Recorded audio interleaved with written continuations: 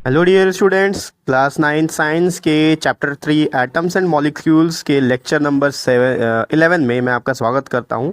पिछली वीडियो में हमने लेक्चर नंबर 10 में हमने चैप्टर को पूरी तरह से कंप्लीट कर लिया। जो मॉलिक्यूलर मास और यूनिट फार्मूला मास था वो इसका लास्ट टॉपिक था। और एक्चुअली क्या था, इसके पहले आपका जो ये नया बुक है जो पिछले साल से शुरू हुआ है, उसके पहले एक और टॉपिक था मोल कॉन्सेप्ट। मैं ये कोशिश कर रहा था कि आपको मोल कॉन्सेप्ट अगर समझाना हो तो मैं समझा दूं, लेकिन इस चैप्टर में आपका उसका कोई काम नहीं है। इन केस अगर आगे के चैप्टर में कहीं ज़रूरत पड़ा तो मैं आपको मोल कॉन्सेप्ट ज़रूर समझा दूंगा। फिलहाल आपको मोल कॉन्सेप्ट पढ़ने की कोई ज़रूरत नहीं है क्योंकि आपके सिलेबस में ही नहीं है। ठीक है, तो आज इस लेक्चर नंबर 11 में हम डिस्कस करेंगे क्वेश्चन आंसर पेज नंबर 27 और 28 के। तो चलिए शुरू करते हैं। देखिए, पेज नंबर 27 का जो सबसे पहला क्वेश्चन है, क्वेश्चन में बोला है in a reaction 5.3 gram of sodium carbonate reacted with 6 gram of ethanoic acid. एक कोई रिएक्शन हो रहा है जहां पर 5.3 ग्राम सोडियम कार्बोनेट लिया गया है और 6 ग्राम है इथेनोइक एसिड का। आगे क्वेश्चन में बोला है the product where 2.2 gram of carbon dioxide, 0.9 gram of water and 8.2 gram of sodium ethanoate. तो जब उनका रिएक्शन हुआ तो रिएक्शन होने पर ये सारे प्रोडक्ट्स फॉर्म हुए। क्या क्या? कार्बन डाइऑक्साइड बना 2.2 ग्राम, और कार्बन डाइऑक्साइड 2.2 ग्राम, वाटर बना 0.9 ग्राम और सोडियम इथेनोएट बना 8.2 ग्राम। क्वेश्चन में आगे बोला है show that these observations are in agreement with the law of conservation of mass. ठीक है, तो आपको ये बताना, देखो आगे कार्बोनेट लिख दिया गलती से, वो कार्बोनेट नहीं आएगा। तो आपको ये बताना है कि ये जो रिएक्शन हुआ है यहाँ पर अभी, ये reaction law of conservation of मास को फॉलो करता है। अब लॉ ऑफ कंजर्वेशन ऑफ मास क्या बोलता है? सिंपल सा कि रिएक्शन करते टाइम पे जितना भी मास होगा रिएक्टेंट का, रिएक्शन होने के बाद जो भी प्रोडक्ट फॉर्म होगा उसका भी मास उतना ही होगा। ठीक है, तो इसको आपको प्रूव कैसे करना है? बहुत सिंपल है। जो जो चीज़ आपको रिएक्टेंट में दिया हुआ है वो यहाँ पर लिखा गया है। ठीक है, सोडियम कार्बोनेट दिया है 5.3 ग्राम और इथेनोइक एसिड दिया हुआ है 6 ग्राम। उसके बाद प्रोडक्ट में क्या क्या फॉर्म हो रहा था वो यहाँ पर लिख दिया गया है। सोडियम इथेनोइट बना है 8.2 ग्राम, कार्बन डाइऑक्साइड 2.2 ग्राम और वाटर 0.9 ग्राम। जब आप इन सब का एडिशन करते हो तो लेफ्ट हैंड साइड भी आपके पास आएगा 11.3 ग्राम और राइट हैंड साइड में भी आपके पास आएगा 11.3 ग्राम। तो आप देख सकते हो LHS और RHS दोनों ही इक्वल आ रहे हैं। LHS में क्या था हमारे पास? मास ऑफ रिएक्टेंट, और RHS में था हमारे पास मास ऑफ प्रोडक्ट। तो यही तो हमारा लॉ ऑफ कंजर्वेशन ऑफ मास है कि जो रिएक्टेंट है और जो प्रोडक्ट है दोनों का मास हमेशा इक्वल होता है।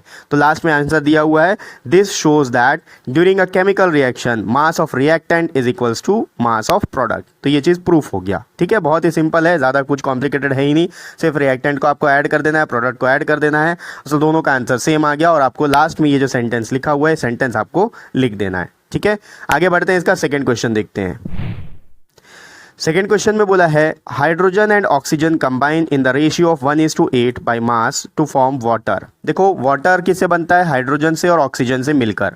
अब इसमें जो मास होता है वो रेशियो में अगर हम देखना चाहें तो 1:8 का रेशियो आता है हाइड्रोजन इज टू ऑक्सीजन का। यानी कि अगर 1 ग्राम हाइड्रोजन है तो 8 ग्राम का ऑक्सीजन होगा। ये चीज़ हम लेक्चर के टाइम पे डिस्कस कर चुके हैं। अगर आपने इस चैप्टर के सारे लेक्चर नहीं देखे हैं तो वीडियो के डिस्क्रिप्शन बॉक्स में इस चैप्टर का पूरा लिंक मिलेगा आपको। उस लिंक में जाके आप सारे लेक्चर को देख सकते हो फर्स्ट लेक्चर से। ठीक है, तो वाटर बनाने के लिए 1 ग्राम ऑफ अगर हाइड्रोजन है तो उसके रेशियो में 1:8 होता है, तो 8 ग्राम आपको ऑक्सीजन का लगता है।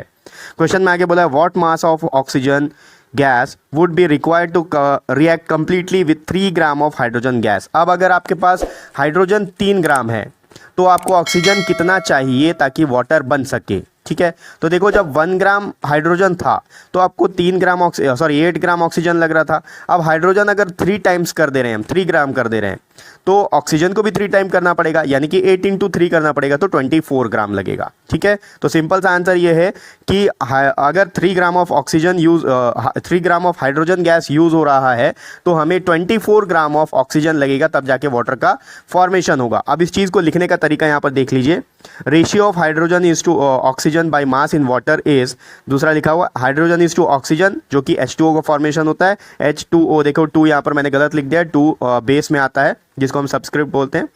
इसके बाद अगला लाइन है 1:8 इज इक्वल्स टू 3:x।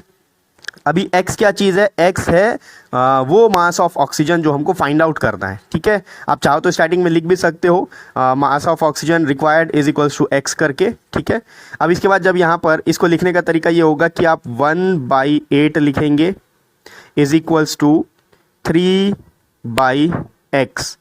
ठीक है, ये लिखने के बाद जब आप इसको क्रॉस मल्टीप्लाई करेंगे तो क्रॉस मल्टीप्लाई करने के बाद ये वाला स्टेप आपको मिलेगा, x is equals to 3 into 8। तो x का वैल्यू 24 ग्राम आ गया और x हमने अज्यूम किया था कि x क्या है? मास ऑफ ऑक्सीजन रिक्वायर्ड। ठीक, आगे बढ़ते हैं, इसका थर्ड क्वेश्चन देखते हैं।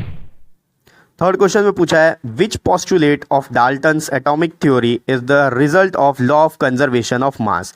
देखिए, डाल्टन्स थ्योरी के लिए अलग से मैंने वीडियो बनाया था, उसका लेक्चर आप अगर नहीं देखे हो तो वीडियो के डिस्क्रिप्शन बॉक्स में प्लेलिस्ट है, आप जरूर देख लीजिए। डाल्टन एटॉमिक थ्योरी में एक पोस्टुलेट था जो कि लॉ ऑफ कंजर्वेशन ऑफ मास के बारे में बताता है। अब यहाँ पर यही पूछा है कि कौन सा ऐसा पोस्टुलेट था जो लॉ ऑफ कंजर्वेशन ऑफ मास के बारे में बता रहा था। ठीक है, तो यहाँ पर पोस्टुलेट दिया हुआ है, आप पढ़ सकते हैं। पोस्टुलेट में लिखा हुआ the postulate of Dalton's atomic theory that is the result of law of conservation of mass is the relative number and kind of atoms are constant in a given compound।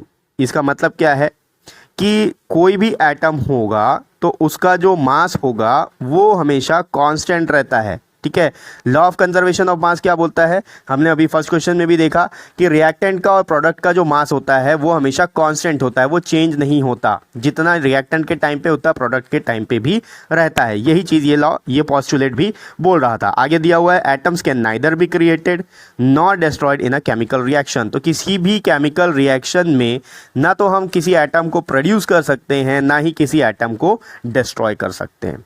ठीक है, आगे बढ़ते हैं, इसका fourth question देखते हैं। Fourth question में बोला है which postulate of Dalton's atomic theory can explain the law of definite proportion. देखो, लॉ ऑफ डेफिनिट प्रोपोर्शन या लॉ ऑफ कांस्टेंट प्रोपोर्शन दोनों एक ही चीज़ होता है। और यहाँ क्वेश्चन में आपको पूछा है कि डाल्टन एटॉमिक थ्योरी का कौन सा ऐसा पोस्टुलेट है जो कि लॉ ऑफ डेफिनिट प्रोपोर्शन को एक्सप्लेन करता है। ठीक, तो इस डायरेक्ट मैंने लिख दिया यहाँ पर जो पोस्टुलेट था। पोस्टुलेट है the relative number and kinds of atoms are constant in a given compound. किसी भी गिवन कंपाउंड में जो एटम्स होता है उसके काइंड जो होते हैं वो कांस्टेंट होते हैं। ठीक है, मतलब अगर आप वाटर बना रहे हो तो जब आप हाइड्रोजन और ऑक्सीजन लोगे तो वाटर के फॉर्मेशन में वहाँ पर हाइड्रोजन और ऑक्सीजन ही आपको मिलेगा रिक्वायर्ड नंबर में।